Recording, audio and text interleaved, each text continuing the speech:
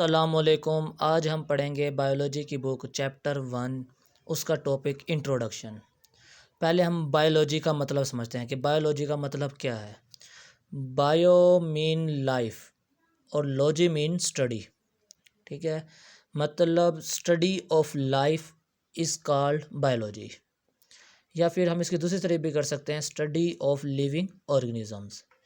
अब आज इस टॉपिक में इंट्रोडक्शन में हम लिविंग ऑर्गेनिज्म का मतलब समझेंगे, मतलब लाइफ का मतलब समझेंगे कि लाइफ है क्या और लाइफ कहाँ से आई, कैसे आई, क्यों है।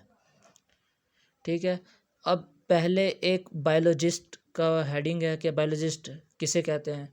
बायोलॉजिस्ट उसे कहते हैं जो लाइफ पर क्या करता है, स्टडी करता है, उस शख्स को हम क्या कहते हैं, बायोलॉजिस्ट। अब इसकी दूसरी तरफ ये भी है कि बायोलॉजिस्ट साथ ही साथ उन चीज़ों पर भी स्टडी करता है जो लिविंग थिंग्स पर, नॉन लिविंग थिंग्स का असर होता है। ठीक है ना, जो नॉन लिविंग थिंग्स पर क्या करती हैं, असरअंदाज होती हैं, उन्हें भी हम क्या कहते हैं, बायोलॉजिस्ट कहते हैं, क्योंकि वो भी उनका मुताला करना बायोलॉजिस्ट कहलाता है। अब लाइफ का मतलब समझने के लिए हम पहले थियोलॉजिस्ट पर गए।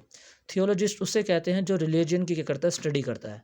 मतलब रिलीजन कोई भी हो सकता है, इस्लाम, कोई भी, एनीथिंग। फिर उसके बाद फ़िलासफ़र के पास गए, स्टडी ऑफ फ़िलासफ़र, उसे फ़िलासफ़र कहते हैं। इसी तरह ये दोनों लाइफ स्टडी की अच्छी तरीके से नहीं बता सके।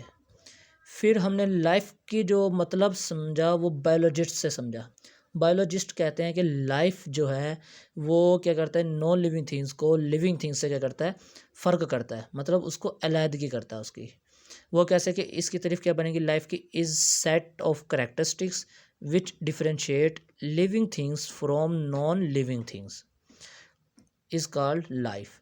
अब लाइफ की कुछ करेक्टरिस्टिक्स हैं, उनकी करेक्टरिस्टिक्स के मैंने कुछ पॉइंट्स बता दिए। पहला पॉइंट्स आप हेडिंग दे के बना सकते हो कि बॉडी, दूसरा ग्रोथ, तीसरा ऑर्गेनाइजेशन, चौथा रिप्रोडक्शन, पांचवा जीन, छठा एटीपी, सातवां मेटाबॉलिज्म और आठवां हीमोस्टेसिस और नौवां रिस्पॉन्स।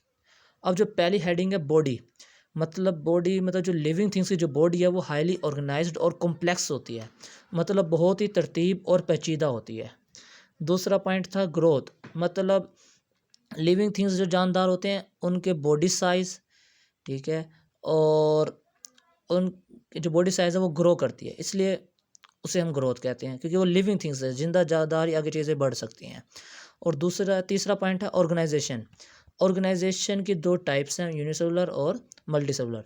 ऐसे जानदार जो एक सेल पर मुश्तमिल हो उसे यूनिसेलुलर कहते हैं, और ऐसे जानदार जो कई सारे सेल पर मुश्तमिल हो उसे मल्टीसेलुलर कहते हैं। यूनिसेलुलर की जो एग्जांपल है वो बैक्टीरिया है, और जो मल्टीसेलुलर की एग्जांपल है वो क्या है, एनिमल्स और प्लांट्स है। अब जो चौथा पॉइंट्स है वो रिप्रोडक्शंस, क्योंकि लिविंग थिंग्स वो हैं जो रिप्रोड्यूस भी कर दें, मतलब अपने नस्ल को आगे बढ़ा सकें, मतलब प्रोड्यूस ऑफस्प्रिंग। और पांचवा पॉइंट है जीन, मतलब जब वो रिप्रोडक्शन करते हैं तो वरासती उनका मादा होता है, जैसे कि वालिद साहब की नाक है तो बेटे से मिलती है, या बेटा या बेटी जो भी है, ठीक है, वालदा की आंखें बेटे पर गई हैं, ये जीन की वजह से जाती हैं। ठीक है ना, किसकी वजह से, जीन की वजह से। और छठा पॉइंट है एटीपी। एटीपी का मतलब होता है एडिनोसिन ट्राई फास्फेट। अब इसका काम क्या है कि ये एनर्जी को जनरेट करवाता है और इसको यूज़ भी करते हैं हम किसी काम में। जैसे हमने कोई काम करना हो उसमें एनर्जी हमारी खर्च होती है, ठीक है, तो हम एटीपी के ज़रिए एनर्जी को जनरेट भी कर सकते हैं और उसको यूज़ भी कर सकते हैं। आठवां पॉइंट है मेटाबॉलिज्म। मेटाबॉलिज्म के दो टाइप्स हैं, एनाबॉलिज्म और कैटाबॉलिज्म। अब ये भी लिविंग थिंग्स के अंदर होते हैं, रिएक्शंस, केमिकल रिएक्शंस होते हैं। अब एनाबॉलिज्म का मतलब होता है छोटी छोटी चीज़ों को जोड़कर बड़ी चीज़ बनाना, मतलब प्रोटीन बनाना। फिर कैटाबॉलिज्म का मतलब होता है उन्हीं को तोड़कर छोटी छोटी चीज़ें बना देना। अब यही सारा केमिकल रिएक्शन हमारे पूरे जिस्म में होता है, इसका कंट्रोल करना। ठीक है, उसके बाद है होम्योस्टेसिस। होम्योस्टेसिस कहते हैं, होमो का मतलब होता है सेम, ठीक है, और स्टेसिस का मतलब होता है कांस्टेंट। ठीक है, अब मतलब ये हमारे टेम्परेचर को या हमारी कोई भी चीज़ जो हमारे अंदर जिस्म में है उसको कांस्टेंट रखता है, ठीक है, सेम रखता है। और आखिरी पॉइंट है रेस्पॉन्स, जिसका ताल्लुक हमारे इन्वायरमेंट के साथ होता है, इसे कहते हैं रेस्पॉन्स इन देयर इन्वायरमेंट। मतलब जैसे सर्दी गर्मी आती है, इसी तरह हमारे जिस्म का टेम्परेचर भी चेंज होता रहता है, इसे रेस्पॉन्स कहते हैं।